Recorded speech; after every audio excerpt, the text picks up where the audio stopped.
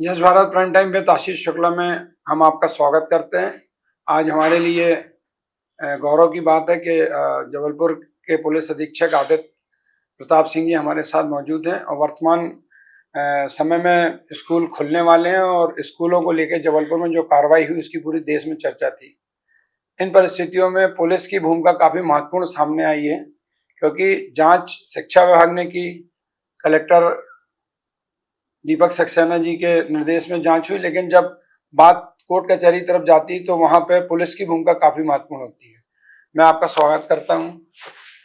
आप जब स्कूल में पढ़ते थे तो गुरुओं के प्रति हर व्यक्ति का सम्मान रहता है, चाहे वो आईपीएस अधिकारी हो, चाहे किसी ऑफिस का लिपिक हो या हम जैसे पत्रकार हो, कोई भी हो, गुरु का अलग स्थान होता है। तो मेरा मानना है कि पुलिस में हत्या, लूट और जो अन्य अपराध होते हैं तो उसके लिए पुलिस का तो मुख्य काम है और समाज की सुरक्षा की जिम्मेदारी भी पुलिस की रहती है। लेकिन ये शिक्षकों के प्रति और स्कूलों के प्रति जब आपके पास सामने मामला आया होगा जांच के दौरान, तब आपको कार्रवाई करने के लिए आपके मन में बहुत सारे विचार आए होंगे। देखिए, जब पहली बार कलेक्टर साहब से ये डिस्कशन हुआ था इस केस के बारे में, और हम लोगों ने जब पूरा इस केस को समझा, और कलेक्टर साहब की टीम में तो ऑब्वियसली उसमें काफ़ी शुरुआत से ही बहुत अच्छी मेहनत की, और फिर फाइनल स्टेजेस में हमारी टीम भी जो माइक्रो प्लानिंग थी इस पूरे ऑपरेशन की, उसमें हम लोगों ने साथ काम किया और फिर एफआईआर रजिस्ट्रेशन हुआ। तो ये सवाल हर बार था, लेकिन एक चीज थी हमारे मन में कि जो अभिभावक हैं वो काफी परेशान थे, और ये बात बहुत बार ज्ञापन के माध्यम से और इनफॉर्मल चैनल्स के थ्रू ये बहुत बार हम लोगों के सामने आया था। तो जब हम ये इन्वेस्टिगेशन कर रहे थे, जब ये एफआईआर रजिस्टर कर रहे थे, तो वी वर एब्सोल्युटली कन्विंस्ड कि हम एक अच्छा कदम उठा रहे हैं। और देखिए, 11 एफआईआर रजिस्टर हुई हैं, परंतु उसका एक पर्पस ये था कि सिस्टम को एक बार शेक करना, एक बार ये नीट बताना, एंड क्लीन करना सिस्टम। ये बताना कि जो ये प्रैक्टिसेस चल रही हैं ये कानून की परिधि में आती हैं, और यदि कोई कानून तोड़ेगा तो उस व्यक्ति के खिलाफ सख्त कार्रवाई। इसमें सबसे महत्वपूर्ण बात, जब जांच चल रही थी तो स्कूल वालों से भी हम लोग की बात होती थी कि ये चल रहा है। स्कूल वाले बड़े कॉन्फिडेंट रहते थे, उनका कहता रहा हमारे को ऐसा कोई कानून नहीं है। तो हम लोग शांत सुनते थे, क्योंकि हम लोग सब जांच जो चल रही थी उसकी पूरी गहराई से हमको जानकारी लग रही थी। बहुत ज्यादा ओवर कॉन्फिडेंट थे कि शिक्षा की तरफ पुलिस या प्रशासन या शासन बहुत कम तक सख्त कदम उठाते हैं, लेकिन जब ये सख्त कदम आपने उठाया होगा और ऐसा जो जानकारी मेरे को आप लोगों ने रात रात बैठ के इसमें मंथन किया है, उस दौरान एकदम ये निर्णय जब लिया कि अब प्रचार को भी अपन को आरोपी बनाना है इस मामले में, तब कैसा महसूस हो रहा था? देखिए, प्रचार्य के बारे में कई जगह से मैसेज आया कि प्रचार्य को क्यों रिस्पॉन्सिबल ठहराया गया है, बट ये बात समझनी होगी कि जो साइनिंग अथॉरिटी होता है, जो एक डिसीजन मेकिंग अथॉरिटी होता है, उस व्यक्ति का कहीं ना कहीं उसको इस पूरे सिस्टम में, जब आप किसी पद पे बैठते हैं और जब आपके साइन सिग्नेचर से बहुत सारे डिसीजंस जो हैं वो एनफोर्स होते हैं, तो आपकी भी अकाउंटेबिलिटी सेट होती है।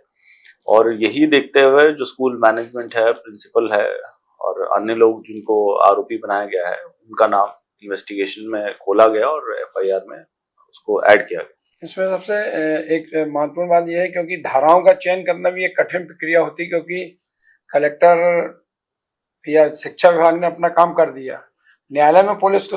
फेस करना पूरी चीजें, उस समय धाराओं का चयन करना बहुत कठिन होता है। तो धाराओं के चयन में भी आपको बहुत, आपका जो विधि विभाग रहता है इसमें खूब मंथन हुआ होगा, ऐसा मेरा मानना है। नहीं, बिल्कुल सही बात है। इसमें धाराओं का चयन और जो इश्यूज थे, जैसे एक फर्जी आईएसबीएन जो नंबर्स मिल रहे थे, उनका एक इशू था। साथ में स्कूल के जो एक 409 जो हमने लगाई, तो कई लोगों ने पूछा कि स्कूल वालों को आपने उसमें कैसे बुक किया। तो देखिए, 409 की डेफिनेशन में ये एजेंट्स, जो हमारा लार्जली मानना है कि एजेंट्स, जो स्कूल के लोग हैं वो एक एजेंट की तरह काम करते हैं, क्योंकि they are custodians of trust. They are किसी भी व्यक्ति के लिए सबसे बड़ी पूंजी उसके बच्चे होते हैं। और जब कोई अभिभावक स्कूल के एडमिनिस्ट्रेशन पे विश्वास करके अपने सबसे बड़ी पूंजी जो उसके बच्चे हैं वो फीस जमा करा रहा है, वो बुक्स खरीद रहा है, वो ट्रस्ट कर रहा है, उस ट्रस्ट को जो ब्रेक करने वाला व्यक्ति है वो उसे उसके खिलाफ जरूर कार्रवाई होनी चाहिए, ऐसा हम लोगों का मानना था। और यही देखते हुए हमने हमारी जो टीम थी, हमारे एडिशनल एसपीज, एडीएम, जो हमारे और अन्य ऑफिसर थे, उन लोगों ने अच्छे से रिसर्च किया। फिर हमारा ओवरऑल डिस्कशन हुआ कलेक्टर साहब हमारी टीम का, और फिर हमने ये धाराओं में मुकदमा कायम करके कार्रवाई की। क्योंकि जैसे ही ये जो आपकी ये जब एफआईआर हुई थी तो सबसे पहले यश भारत ने वो धारा सेट की थी, तो बहुत फोन आए थे मेरे पास, कैसे कैसे इतनी धाराएं लग गई। हमने वो धीरे अभी फिर आपकी साथ 12 बजे पत्रकार वार्ता में क्लियर, लेकिन 3 घंटे में बहुत लोगों के फोन आए थे कि धारा इतनी गंभीर, धारा पूरी बहुत गंभीर धाराएं हैं वो जो कागजी हेरा फेरी की होती है। नहीं देखिए, वो जैसा मामला था उसकी कॉग्निजिबिलिटी को देखते हुए और जो उसमें एप्रोप्रिएट धाराएं थी उन्हीं में एफआईआर रजिस्टर की गई। और क्योंकि देखिए, जब हमने डिसाइड कर लिया है कि हमें एक एग्जेम्पलरी एक्शन करना है, तो उसको पूरा रिसर्च करके और जो उसकी कॉग्निजिबिलिटी को डिसाइड करके फिर धाराएं लगाई और फिर हमने आगे अभी इन्वेस्टिगेशन कर ये अच्छा, इसमें जो आपकी एफआईआर में हमने देखा कि शिक्षक ही रिपोर्ट करता है, ये भी बड़ा माने कानूनी तौर पे बहुत बारीक तरीके से आपने ये इस तरफ आगे बढ़े आप लोग। देखिए, वो तो शिक्षा विभाग की टीम ने काफी इसमें अच्छा काम किया, और जब हम एफआईआर करा रहे थे तो उन्हीं के प्राचार्य, उन्हीं के शिक्षकों से हमने एफआईआर कराई है, ताकि देखिए, कोई भी एफआईआर जब करते हैं तो जो एफआईआर करता होता है वो भी इम्पोर्टेंट रहता है। हालांकि पुलिस किसी की रिपोर्ट में पुलिस की तरफ से भी एफआईआर हो सकती है, हाँ हो सकती है, उसमें नियम। बट यहाँ पर ये कॉन्शियस डिसीजन लिया गया था कि जिन लोगों ने जांच की है उन लोगों को भी इस पूरे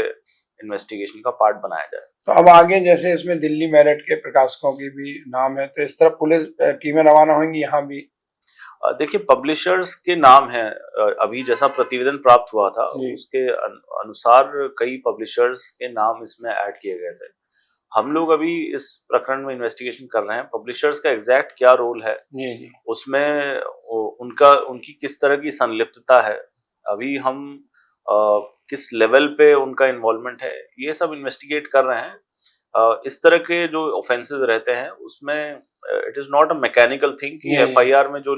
जिनका या तो नाम आ गया, रोल आ गया, वो आगे भी वैसे हो सकता है उससे ज्यादा भी रोल निकल के आए, और ऐसा भी संभव है कि उस व्यक्ति का रोल नहीं निकले। 90 दिन चालान के इसलिए मिलते हैं कि पुलिस पूरे से जांच की। तो इन्वेस्टिगेशन जो है उसको थरो किया जाएगा, और जो व्यक्ति इसमें रिस्पॉन्सिबल है, इसमें हो सकता है कि नाम ऐड हो और ये भी हो सकता है और नाम ऐड हो भी सकते हो, तो वो जो थरो इन्वेस्टिगेशन की जाएगी और जो सही है वो किया जाएगा। अच्छा, इस पूरे घटनाक्रम के दौरान अभी स्कूल खोलने का समय आ रहा है, तो कल तो पता चला रहा कि स्कूलें खुल रही 18 से, और 24 जून को भी स्कूलें खुल जाएंगी, और अचानक कल रात को एक खबर आई कि इन लोग हड़ताल करने वाले पूरे प्रदेश स्तर पर। इसकी क्या तैयारी करेंगे यदि ऐसा कुछ होता तो? देखिए, जैसा होगा उसको उसी अनुरूप डील किया जाएगा, और ये जो अभी एफआईआर रजिस्ट्रेशन हुई है इसका स्कूल की रनिंग से कोई बहुत ज्यादा कनेक्शन है नहीं, और मुझे लगता है कि अगर जैसी भी सिचुएशन आएगी वैसे उसको हैंडल डील किया जाएगा। अब आपसे एक बहुत व्यक्तिगत सवाल पूछ रहा हूँ, आपने भी शिक्षा दीक्षा पढ़ाई करके आप आईपीएस सिलेक्ट हुए, तो आईपीएस आईएएस को समाज में एक अलग ढंग से देखा जाता है, तो इस पूरी जांच के दौरान भी आपको कई बार अपने स्कूल कॉलेज याद आते होंगे, तो आपको क्या लगता है अभिभावकों को क्या क्या बच्चों के लिए सतर्क रहना चाहिए और क्या क्या ध्यान रखना चाहिए और अपनी बात कैसे कहना चाहिए? क्योंकि ये बात यदि यहाँ तक बढ़ी तो उसमें अभिभावक भी कहीं ना कहीं पीछे रहे, जो आपको इतना कठोर कदम उठाना पड़ा। देखिए, अभिभावकों के लिए तो मैं ये कहूंगा कि कोई भी पेरेंट्स होते हैं वो अपने बच्चे के लिए बेस्ट फ्यूचर चाहते हैं, और उसके लिए उनकी आमदनी कितनी भी हो वो उसका मैक्सिमम जो अपने बच्चों को दे सकते हैं वो उसमें इन्वेस्ट करते हैं। हाँ, अपनी माने अपने घर के बजट को इधर उधर करके करते हैं, तो वो क्योंकि वो हमेशा उनके लिए बच्चे एक लॉन्ग टर्म इन्वेस्टमेंट होते हैं, तो वो अपने बच्चे के लिए कोई व्यक्ति किसी भी तरीके से मेहनत करता है, और अच्छे से अच्छे स्कूल में जो उसकी पोटेंशियल होती है उस पोटेंशियल से 1 लेवल या 2 लेवल ऊपर जाके अपने बच्चे को एडमिशन कराते हैं। और शायद उस रेस में कई बार ये वैल्यूएशन हम लोग भूल जाते हैं कि हम जो इन्वेस्टमेंट कर रहे हैं, हम जो स्कूल की जो पॉलिसीज होती हैं, स्कूल्स अपने विंस और फैंसीज से फीस बढ़ाते रहते हैं, नए नए प्रोजेक्ट्स निकालते रहते हैं, तो वो क्वेश्चन जो है करना हम लोग भूल जाते हैं। हाँ हालांकि जबलपुर में और कई जगह इस तरह के ऐसे ज्ञापन, और कई बार जो पेरेंट्स के एसोसिएशंस हैं उन्होंने इसका विरोध भी किया है, परंतु इस बार ये जो स्टेप लिया गया ये उन्हीं सब चीजों को देखते हुए लिया गया कि एक जनरल ग्रीवांस जो है वो सोसाइटी में है, जिसमें पेरेंट्स को ऐसा लगता है कि जो फीस की वृद्धि है, जो बुक्स का जो प्राइस है वो प्रोपोर्शनल नहीं है, प्रोपोर्शनेट नहीं है। तो इसलिए मुझे लगता है कि इस इन्वेस्टिगेशन से, ये एफआईआर रजिस्ट्रेशन से जो मैसेजिंग है वो यही है कि स्कूल्स को नियमों के दायरे में ही अपनी फीस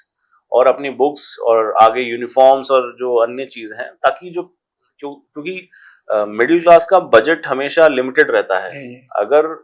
उनका एक महीने का, और मैं कई लोगों से मेरी इनफॉर्मली बात हुई, मार्च के महीने में जब सेशन शुरू होता है तो जो लोड पेरेंट्स पे आता है कि बुक्स खरीदने का, यूनिफॉर्म खरीदने का, फीस भरने का,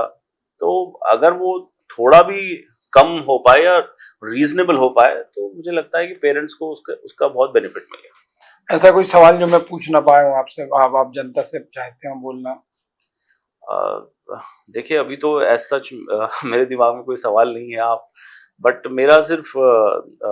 सभी पेरेंट्स है और सभी लोगों से मेरा ये कहना है कि इस पूरे प्रकरण में इन्वेस्टिगेशन फेयर होगी और जो सही कार्रवाई होगी वो की जाएगी। क्योंकि पूरे घर घर में आपकी और कलेक्टर साहब की चर्चा है, क्योंकि जो बहुत साहसिक कदम उठाया गया था। देखिए वो तो भगवान की कृपा है कि हमें ये मौका मिला ये करने का, और हम इंश्योर करेंगे कि इसमें जो जस्टिस है वो फुली डिलीवर।